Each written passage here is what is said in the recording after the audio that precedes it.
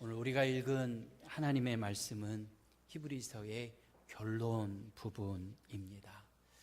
이 히브리서는 사도 바울이 기록했다라고 주장하는 그런 사람들도 있지만은 정확하게 누가 기록했는지는 알 수가 없는 그런 서신 편지의 하나님의 말씀입니다.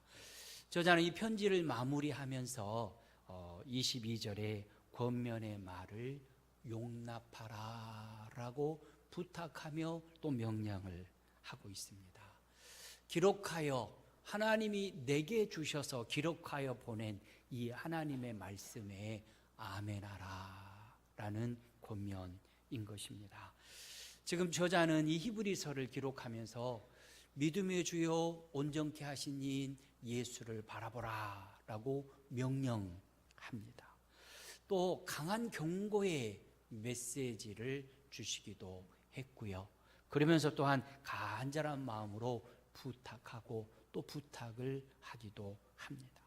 그렇게 때로는 명령하고 때로는 경고하고 때로는 부탁하면서 간절한 마음으로 하나님의 뜻에 따라 기록한 이 하나님의 말씀에 그 모든 것을 그대로 용납하여 아멘하는 것이 복받는 지름길이기 때문에 그렇습니다. 그런데 히브리서뿐만이 아니라 성경 말씀에 보면은 우리 마음을 즐겁게 해주는 말씀만 있는 것이 아닙니다. 하나님께서 내가 너와 함께한다, 두려워 말라, 놀라지 마라, 항상 지키고 보호해주겠다라고 권면하고 위로하고 격려해 주시는 말씀도 있지만은 때로는 내 마음하고는 전혀 상관없는, 때로는 내 뜻하고 정반대되는 하나님의 명령과 말씀이 주어지기도 합니다. 가령 오늘 장로님도 기도하셨는데요. 나는 돈을 많이 벌고 싶은데, 그래도 돈이 참 좋은데 하나님께서는 말씀하시기를 돈을 사랑하는 것은 일만 악의 뿌리다. 내 생각은 돈을 갖고 싶은데 돈 사랑하는 것은 악의 뿌리야 라고 말씀하십니다. 나는 높아지고 싶습니다. 그래서 많은 사람들에게 존경받고 싶습니다. 그런데 말씀은 자신을 낮추고 다른 사람을 너보다 더 낫게 여겨라 라고 말씀하십니다. 주일날이 되면 가족들과 함께 여행을 가고 싶습니다. 그런데 하나님께서는 주일은 하나님 앞에 예배함으로 성수해야 된다라고 가르쳐 주십니다. 쓸 돈은 없는데 하나님은 말씀하십니다. 11조를 드려라 말씀합니다. 몸은 피곤하고 시간은 별로 없는데 봉사하라, 헌신하라 라고 성경은 말씀하십니다. 이 세상 속에서 친구들과 적당하게 어울리고 그들과 함께 살아가고 싶은데 성경은 이 세상과 구별된 삶을 살아야 된다. 너는 예수 그리스도의 보혈로 구원받은 하나님의 자녀이니 하나님의 자녀다웁게 살아야 된다라고 말씀합니다. 그러니 이 성경 말씀은 내 뜻과 내 생각과 반대되는 가르침이 훨씬 더 많다는 것입니다. 그래서 그 말씀이 내게 용납이 잘 되어지지 않습니다. 근데 문제는 하나님이 주신 말씀을 내가 용납하지 아니하면 은혜가 안 된다는 것입니다. 하나님이 내게 무슨 말씀을 하시든지 아멘하며 그 말씀을 마음에 새겨야 그래야 은혜가 될 텐데 그렇게 하지 아니함으로 은혜를 누리지 못하는 것이죠. 그래서 히브리 기자는 내가 너희에게 하는 권면을 용납해라, 아멘하라 라고 명령하고 권면하고 있는 것입니다. 그러면서 22절 하반절에 내가 간단히 너희에게 썼다라고 말씀합니다. 간단히 썼다라는 히브리서가 1장부터 13장까지 있습니다. 여러분들이 편지를 몇 장까지 써 보셨습니까? 제가 가장 궁금한 김상철 집사님, 사랑하는 아내에게 편지를 몇 장 써보셨습니까? 13장은 안 쓰셨을 것 같아요. 아무리 사랑하고 아무리 할 말 말로 13장 쓰기는 쉽지 않지요. 13장을 길게 편지로 썼습니다. 그래 놓고 간단히 썼답니다. 조금은 어처구니가 없는 그런 앞뒤가 맞지 않는 그런 글이 성경에 기록되어져 있습니다. 그러면 간단히 썼다라고 말하는 그 의미가 무엇일까? 히브리 기자가 간단히 썼다고 말하는 그 말의 진짜 의미가 무엇일까? 그것은 주제가 간단하다는 것입니다. 주제가 간단하다라는 의미를 갖습니다. 지금 히브리 기자는 히브리서를 쓰면서 오직 하나의 주제만을 가지고 쭉 기록을 해왔습니다. 그 하나의 주제가 곧 예수 그리스도이십니다. 예수 그리스도만이 진리이시고 예수 그리스도만이 구원의 주님이시고 예수 그리스도만이 우리의 소망이시다라고 히브리서를 쭉 기록을 한 것입니다. 그래서 모세의 이야기를 초두에서 기록을 합니다. 그래서 모세는 이러이러하고 이러이러한 사람이다라고 쭉 기록을 하는데 그 기록한 목적이 무엇이냐면 그 모세도 예수님보다 뛰어나지 못하다. 예수님이 모세보다도 훨씬 더 우월하신 분이다라는 것을 가르치기 위해서 모세 이야기를 한 것입니다. 천사 이야기도 하지요. 천사에 대해서 쭉 소개를 합니다. 그런데 그 천사도 예수 그리스도보다 뛰어난 존재가 아니다 라고 가르칩니다. 그러니 오직 예수 그리스도가 어떠한 분이신가를 가르치기 위해서 히브리서를 기록하고 있습니다. 그러기에 히브리 기자는 내가 간단히 너에게 썼다. 예수 그리스도에 관한 얘기 외에는 어떠한 것도 하지 않았다. 그러니 간단하지 않느냐. 예수 그리스도를 믿는 믿음 가운데 굳게 서라 라고 말씀하고 있는 것입니다.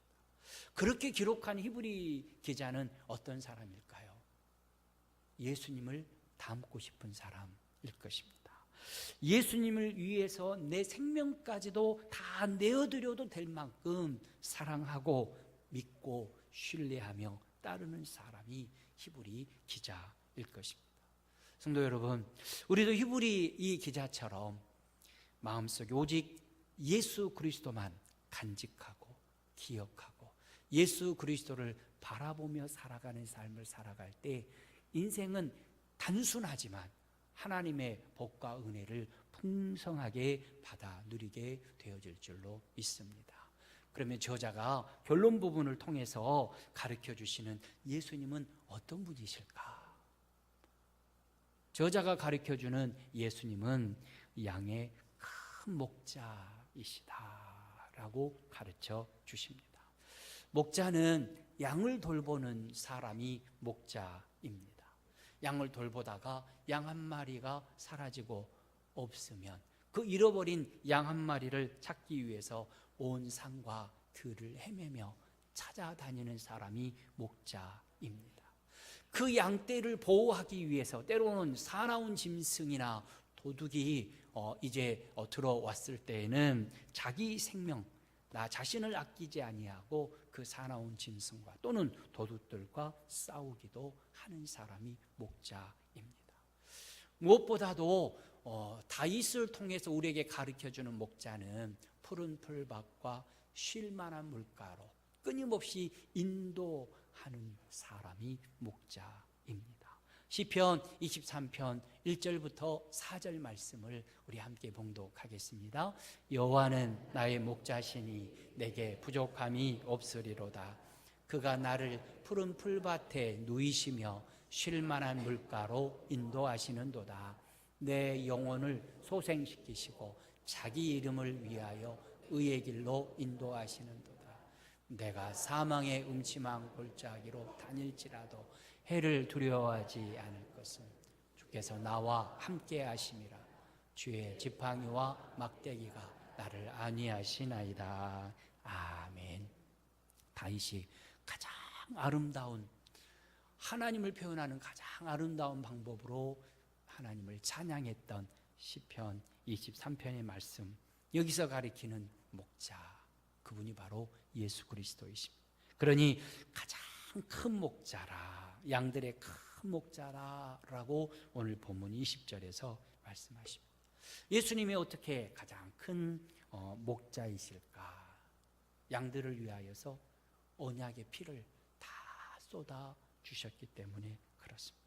예수님은 양들을 구원하기 위해서 언약의 피를 다 흘리셨습니다.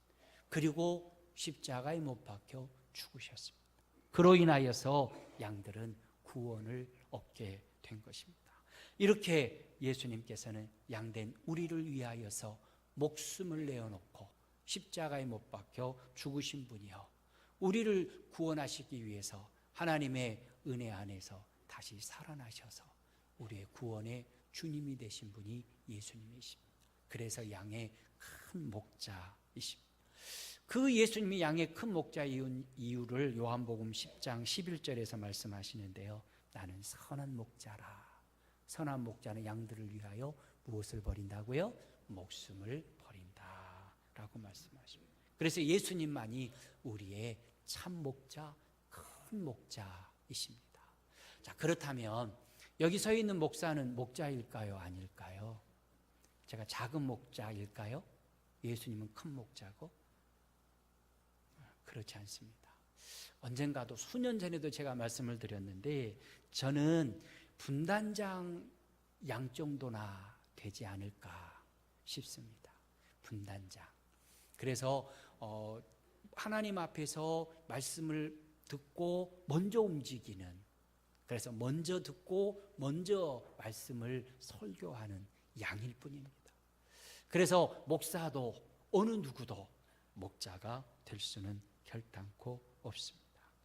그저 목사도 예수 그리스도의 발자취를 따라가는 양일 뿐이다 라는 것이죠. 만약에 목사가 목자라고 생각한다면 그것은 오해한 것입니다. 그리고 그렇게 생각한 사람은 거짓 목자가 되고 마는 것입니다. 그런데 어느 시대에나 거짓 목자들이 있었습니다. 이단의 교주가 되어버리지요. 박태선, 문선명, 지금쯤 지옥의 아랫목, 제일 아랫목에 있을 것 같고요. 이만희, 권신찬, 이호환, 박옥수, 이런 구원파 교주들, 박명호, 이초석, 김계화, 기도원 원장이죠, 이재로, 이와 같은 사람들, 자기 스스로 목자인 것처럼 자기 자신을 따라서 자기가 가리키는 교리를 따라야 구원 얻는다고 가르치는 거짓 목자들입니다. 이들은 자기 자신이 예수님의 양임에도 불구하고 자기 스스로도 속아서 목자인 것처럼 행동을 하고 가르치기 시작하면서 거짓 교주가, 이단의 교주가 되고 마는 것입니다. 예수님께서는 그런 거짓 목자들을 향해서 도둑질하고 죽이고 멸망시키는 자들이다 라고 말씀하십니다. 요한복음 10장 10절 함께 봉독하겠습니다. 도둑이 오는 것은 도둑질하고 죽이고 멸망시키려는 것뿐이요, 내가 온 것은 양으로 생명을 얻게 하고 더 풍성히 얻게 하려는 것이라. 아멘. 도적질하고 죽이고 멸망시키는 자들은 거짓 목자, 이단의 교주들이고, 예수님께서 이 땅에 참 목자로 오셔서 하시는 일은 생명을 얻게 하고 더 풍성한 삶을 살아가도록 인도하신다. 그런 분은 우리 예수님 한 분밖에 계시지 않는다. 그러니 좋은 목자 되시고 위대한 목자이시며 우리를 위하여 생명까지 버리신 예수 그리스도를 따라가는 것, 큰 목자 되신 예수님을 바라보는 것이 이 땅에서 행복하게 살아가는 유일한 비결이다라는 것입니다.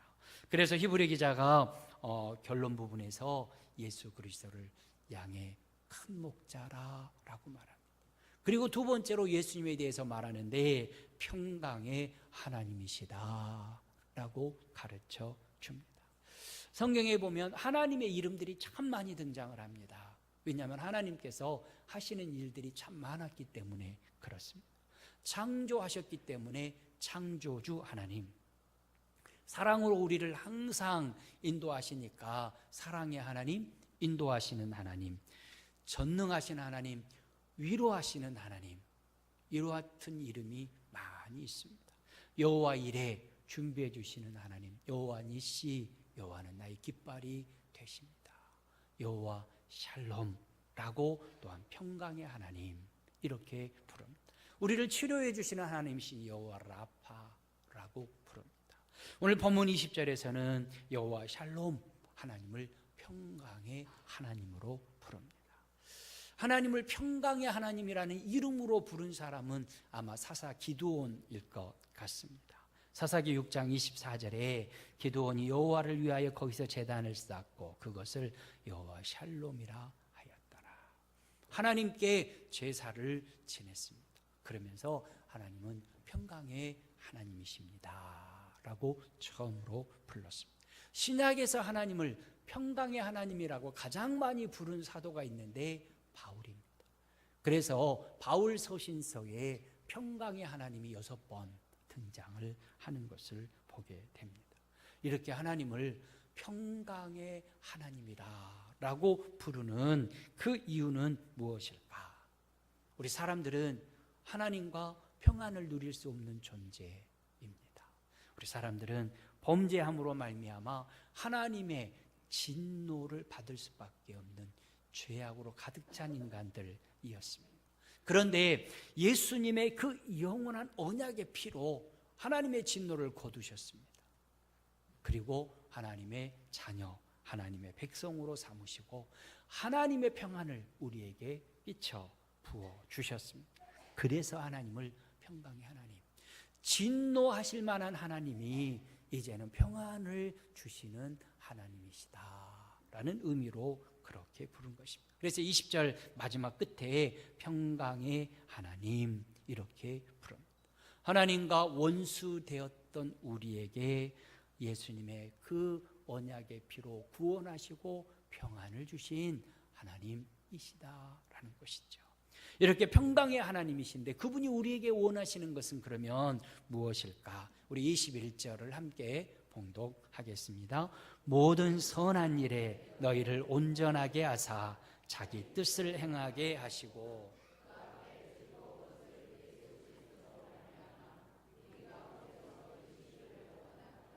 영광이 그에게 세세 무궁토록 있을지어다. 아멘. 평강의 하나님이 저와 여러분들에게 원하시는 것은 우리가 선한 일에 온전하게 되는 것, 그것을 원하신다라고 말씀하십니다. 여기에서 이 선한 일은 무엇일까? 착할 선자, 착한 일을 하면 선한 일에 온전하게 되어질까? 그렇지 않습니다. 여기서 말하는 선한 일은 하나님의 계획하심이 온전하게 이루어지는 것입니다. 하나님의 계획하심, 다른 말로 하면 하나님의 뜻이 내 삶에, 하나님의 뜻이 우리의 가정과 일터에 온전히 나타날 때 바로 선한 일에 온전하게 되었다라고 말하게 되는 것입니다. 그렇다면 여기에서 말하는 온전함이라고 하는 것이 무엇일까? 이 온전함이라고 하는 원어의 의미는 이런 뜻을 가지고 있습니다. 그 온전함이라고 하는 단어를 의사가 사용하게 되어지면 환자의 상처나 부러진 뼈 등등이 다시 회복되어져서 건강하게 되어졌다라고 말할 때 온전하게 되었다라고 말했습니다. 배를 타고 항해하는 선원들이 온전하다고 하는 단어를 쓸 때는 이 배가 먼 항해를 안전하게 다녀올 수 있게 점검되어졌고 수리를 마쳤다. 그럴 때 온전하다라고 말합니다. 요즘으로 말하면 자동차가 지금 우리들에게서 가장 먼 저기 강원도 강릉을 다녀올 수 있을 만큼 정비가 잘 되어 있다. 그럴 때 온전하다라고 부른다는 것이죠. 또 이 온전하다는 말을 군인들에게 사용할 때는 이제 장정이어서 대학을 가서 1학년, 2학년인데 그 천방지축 청년들을 데려다가 군사훈련을 시켜서 이제는 총을 쏘고 이제는 각개전투를 할 만한 군인이 되었다 할 때 온전하게 되었다라고 말할 수 있는 것입니다. 그러니 이 온전하다고 하는 것을 우리 성도들, 저와 여러분들에게 적용해 보면 살아가는 동안에 예수 그리스도께서 원하시는 표대를 향하여 나아가는 그 길에 어려운 일이 있고 절벽이 나타나고 가시밭길이 찾아오고 때로는 산과 같은 문제가 쌓여 있다 할지라도 그것을 잘 비껴가거나 넘어가거나 해결하면서 하나님이 기뻐하시는 그곳까지 걸어갈 수 있게 훈련되어졌다. 그럴 때 온전하다라고 말할 수 있게 되는 것입니다. 그런데 한번 생각해 보시죠. 내가 예수 그리스도의 십자가를 향해서 어떠한 핍박과 환난과 고통과 장애물이 와도 예수님을 향해서 곧바로 나아갈 수 있는 온전함이 내게 있는가? 근데 사실은 우리는 그 온전함을 가지지 못한 채 살아갑니다. 목사니까 더 온전하겠지요? 아니요. 목사도 똑같습니다. 장로님, 권사님, 안수 집사님, 교회에서 10년, 20년, 40년, 50년을 살아도 하나님이 바라고 원하신 온전함에 도달했는가? 그렇지 못합니다. 그 온전함은 언제 도달하게 되어지냐면 죽어서 천국 들어갈 때, 영화롭게 되어질 때 그 온전함을 이루게 되어집니다. 그러면 다만 온전하게 하사 하나님의 뜻을 이루라 라고 말씀하실 때, 그럼 이 말씀을 주시는 이유가 뭐냐? 온전함을 향해서 날마다 걸어가라. 내 자신을 쳐서 복종시키고 하나님이 기뻐하시는 온전함을 향해서 오늘도 다시 한 걸음 내디뎌라 라는 말씀입니다. 성경에 나타난 인물들이 다 그렇게 살았습니다. 하나님께서 귀하게 쓰신 성경의 인물들, 성경에 하나님이 귀하게 쓰신 일꾼들을 보면 공통적인 특징이 있는데, 하나님께서 오랫동안 준비시키셨다라는 특징이 있습니다.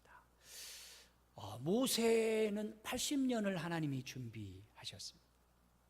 이스라엘 백성들이 애굽의 종생활하면서 너무너무 고통스럽고 힘들었습니다. 사내 아이가 태어나면 죽여야 되는 그 고통 속에서 하나님을 향하여 부르짖었습니다. 그래서 하나님께서 모세를 보내셨습니다.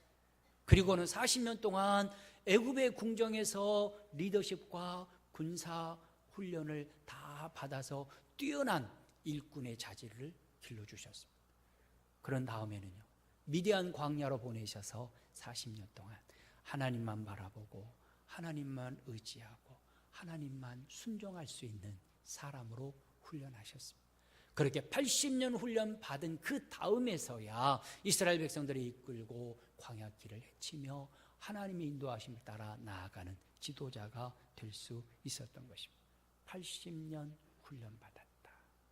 다윗 왕은요, 다윗 왕은 막동이었습니다. 이세의 막내 아들이었습니다. 들에서 양을 치는 목동이었습니다. 그런데 하나님이 그를 부르시고 기름 부어 이스라엘의 왕으로 삼겠다 말씀하셨습니다. 그리고 나서 10년 후에 왕이 된 것이 아닙니다.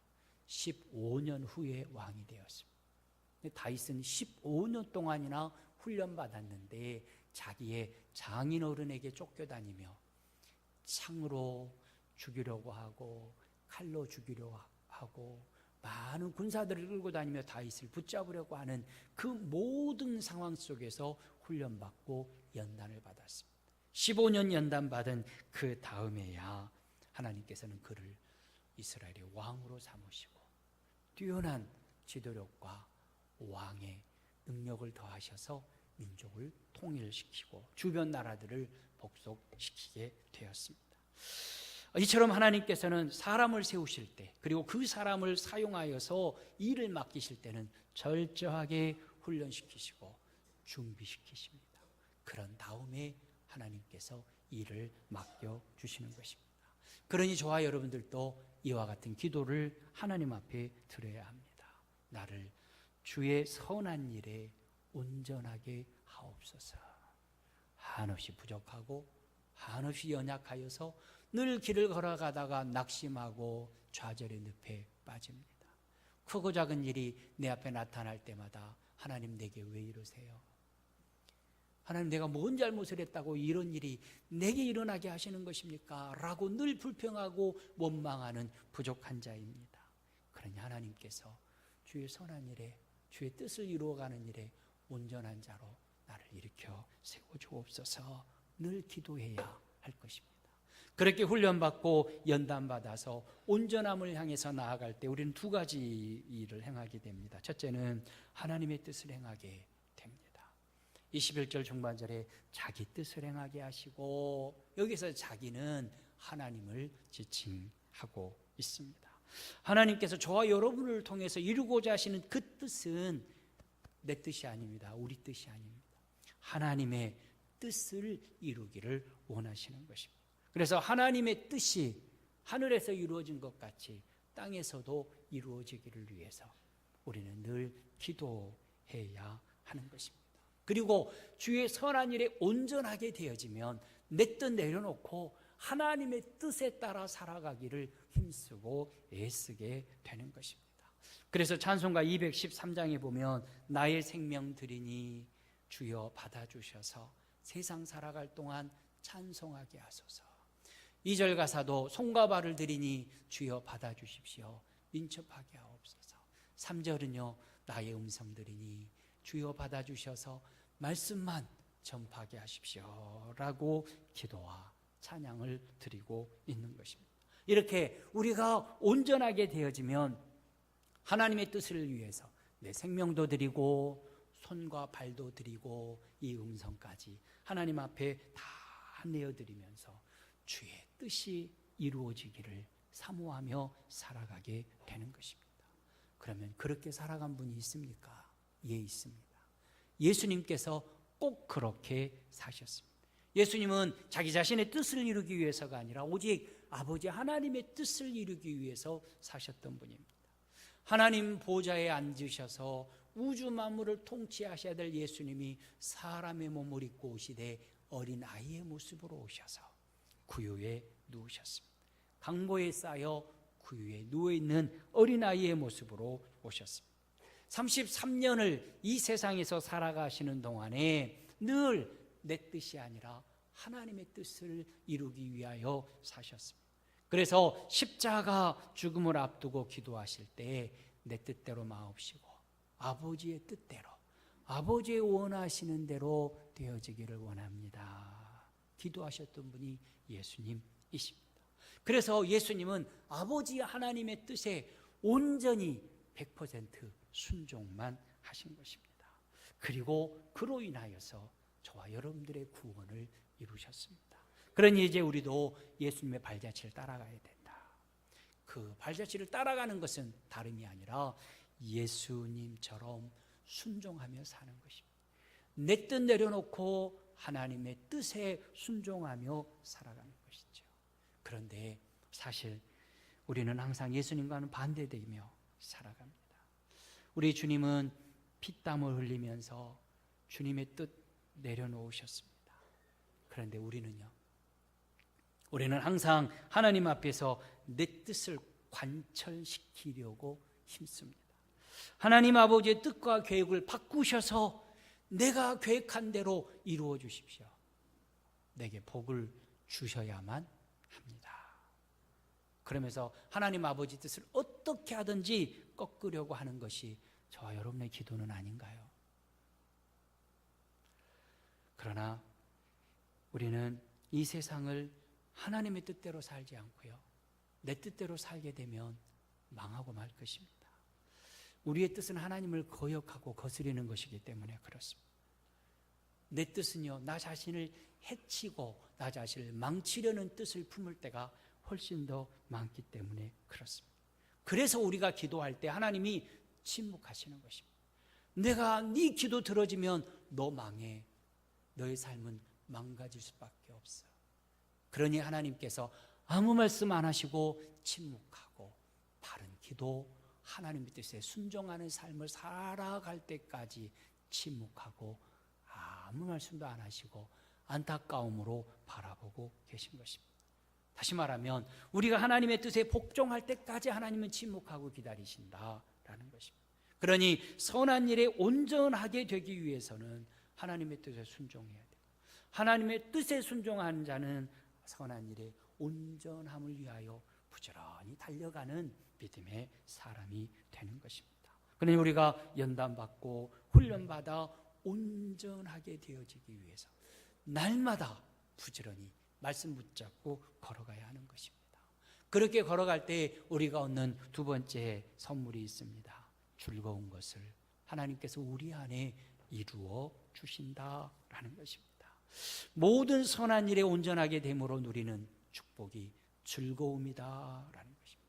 21절에 그 앞에 즐거운 것을 예수 그리스도로 말미암아 우리 가운데서 이루시기를 원하노라. 즐거운 것을 우리 안에 이루기를 원한다 라고 히브리 기자가 선포하고 있습니다. 성도 여러분들은 구원의 즐거움을 누리고 계십니까? 구원의 즐거움. 수고하고 무거운 모든 인생의 짐을 내려놓고 홀가분하게 예수 그리스도의 발자취를 따라가는 즐거움, 찬양하며 예수님과 동행하는 즐거움을 누리고 계시냐는 것입니다. 우리가 예수님을 바르게 섬기면 이 험한 세상을 즐겁게 기쁨으로 살아갈 수 있게 해주시겠다 분명히 약속하셨습니다. 사도행전 3장 19절 말씀 우리 함께 봉독하겠습니다. 그러므로 너희가 회개하고 돌이켜 너희 죄 없이 함을 받으라. 이같이 하면 새롭게 되는 날이 주 앞으로부터 이를 것이요. 아멘. 여기서 새롭게 되는 날이라는 구절이 있습니다. 이 새롭게 되는 날이라는 구절을 예전 우리가 가지고 읽었던 개역 성경에는 유쾌하게 되는 날 이렇게 번역이 되어 있었습니다. 그러니까 새롭게 되어지는 날은 유쾌하게 되어지는 날이다, 즐겁게 되어지는 날이다. 예전에는 새롭게 되지 못함으로 인하여 죄 가운데 살았고 진노 아래 머물러 있었는데 이제 예수 그리스도 앞에 회개하고 나올 때 새롭게 된다. 새롭게 됨의 결과는 유쾌하고 즐거운 삶을 살게 된다라고 해석해야 되는 그 단어가 새롭게 되는 날이라는 단어라는 것입니다. 그러니 우리는 예수님을 바르게 믿고 바르게 섬기고 온전히 회개하면 성령 하나님께서 우리에게 역사하셔서 새로운 날을 주시는데 그 날은 유쾌하게 되는 날, 즐겁고 행복하게 되는 날. 지옥으로 들어갈 사람이 천국으로 나아가게 되었으니 유쾌하고 즐거운 날이 되어진다라는 것입니다. 그러니 선한 일을 온전케 하시는 하나님 안에서 예수 그리스도를 바르게 믿고 섬기며 회개하는 삶을 살아갈 때 즐거움이 우리 가운데 찾아오게 된다라는 것입니다. 그러니 일평생 회개하고 일평생 하나님의 말씀 가운데 붙어 있으면 구원의 즐거움이 항상 순간마다 우리 가운데 샘솟듯 솟아나게 된다라는 것입니다. 이제 결론을 맺으려고 합니다. 그런데 히브리서 13장 25절이 결론입니다. 함께 읽어보겠습니다. 은혜가 너희 모든 사람에게 있을지어다. 아멘. 이 말씀의 의미는 은혜를 쏟아버리지 마라 그 말이에요. 부흥회가 다 끝난 다음에 부흥강사 목사님이 은혜를 쏟아버리지 마십시오 라는 부탁을 하지요. 양의 큰 목자이시고 평강의 하나님이신 우리 주님이 우리 안에 주신 그 은혜를 잘 관리하며 살아가야 된다라는 것입니다. 은혜를 관리하지 못하면 은혜는 곧 소멸되어 버립니다. 은혜가 소멸되어 버리고 나면 신앙생활은 힘들고 피곤한 생활이 되어버리고 마는 것입니다. 은혜 안에 있을 때는 감사로 봉사합니다. 차량 봉사할 때도 하나님 이 차를 타고 사랑하는 성도들이 교회에 나와 함께 예배함으로 큰 은혜 받게 하십니다. 그러니 내가 섬기는 이 봉사가 하나님께서 기뻐하시는 봉사일 줄 믿습니다. 차량 봉사하지요. 식당 봉사도요. 은혜가 가득할 때는 하나님 내가 이 다듬는 반찬과 내가 수고하고 흘리는 이 땀과 설거지하는 이 모든 섬김이 하나님께서 기뻐 받으시고 하나님이 나를 보실 때 흐뭇한 미소로 잘했다 칭찬해 주실 줄 믿습니다 하고 식당 봉사하는 일 자체가 즐거운데 은혜가 소멸되어지고 나면요 어떻게 될까요? 밥하기 싫죠? 안 하고 싶습니다. 다른 사람이 했으면 좋을 것 같아지는 것입니다. 차량 봉사도요 은혜 가운데 있으면 찬양하는 것 자체가 하나님께 기도요 예배요 제사입니다. 그러니 얼마나 기쁘고 즐겁습니다. 은혜가 사라지면요 얼마나 힘든데요. 아침 9시 반에 교회 나와서 하루 종일 찬양 연습하고 그리고 식사하면 1시쯤 되시죠? 그렇죠. 임마누엘만 하시면, 분열까지 하시면요, 아침부터 저녁까지 계속 찬양만 하고 계시는 거예요. 얼마나 힘든데요. 노동이에요, 노래하는 거. 은혜가 사라지면 그렇게 되어버리고 만다는 것입니다. 주일학교 교사, 은혜 가운데 하면 하나님 나로 인하여 다음 세대가 굳건하게 세워지게 하신 거 감사합니다. 근데 은혜가 사라지면 이놈 자식들 전화를 해도 안 받고, 토요일 날 온다고 철떡까지 약속해놓고 지금은 전화도 안 받고 안 나오고 저 잠이나 자고, 속으로요, 이 말은 못하고 속으로 노동이 되어버리고 만다는 것입니다. 그러니 이 세상에서 믿음으로 살아간다 하면서 가장 힘든 일은 뭐냐면 은혜 없이 신앙생활하는 것입니다. 은혜 없이 봉사하는 것입니다. 은혜 없이 봉사하면요, 그것은 노동이요 고통이 되어버리고 마는 것입니다. 그러다가 교회에서 멀어지고 결국 예수님에게서도 멀어져 버리고 마는 것입니다. 그래서 히브리 기자는 히브리서를 마감하면서 은혜 가운데 있으라 라고 당부하고 또 당부를 하는 것입니다. 이처럼 우리가 은혜 가운데서 살아가고 은혜 가운데 있으려면 선한 일에 온전해져야 된다. 그 선한 일에 온전하기 위해서 가장 큰 목자이신 예수 그리스도를 바라보아야 하고 평강의 하나님 안에 거해야 합니다. 그러면서 하나님의 뜻에 온전히 순종해야 된다. 그래서 그럴 때 우리는 하나님의 은혜를 받아서 구원의 기쁨과 구원의 즐거움을 온전히 누리며 살아가게 된다 하는 것을 기억하면서 히브리 기자가 1장부터 13장까지 오직 예수 그리스도라고 하는 주제 하나를 가지고 예수 그리스도를 믿는 믿음으로 예수님 바라보며 그 주신 은혜를 잊어버리지 말고 그 은혜 안에 있어야 된다 가르쳐 주신 이 말씀을 굳게 붙들고 은혜 안에서 하나님을 바라보고 은혜 안에 거하는 성도 여러분들 다 되어지시기를 우리 주의 이름으로 축원합니다. 하나님 아버지 감사합니다. 오늘 저희가 하나님 앞에 함께 예배하며 특별히 히브리서 마지막 시간을 통해서 우리 하나님은 평강의 하나님이시고 또한 우리를 온전하게 하사 하나님의 뜻을 이루게 하시는 분이시며 우리의 참 목자이심을 묵상케 하신 것 감사합니다. 예수 그리스도를 통해서 우리에게 주신 그 은혜를 모든 사람들에게 항상 있게 하시고 광야롭게 사랑하는 모든 성도들이 은혜를 소멸하지 아니하고 은혜를 쏟아버리지 아니하고 은혜 안에 있으므로 하나님의 은혜와 사랑을 늘 감사하며 기쁨으로 예배하고 봉사하는 신실한 하나님의 자녀들이 다 되어질 수 있도록 복 내려 주옵소서. 예수님의 이름으로 기도하옵나이다. 아멘.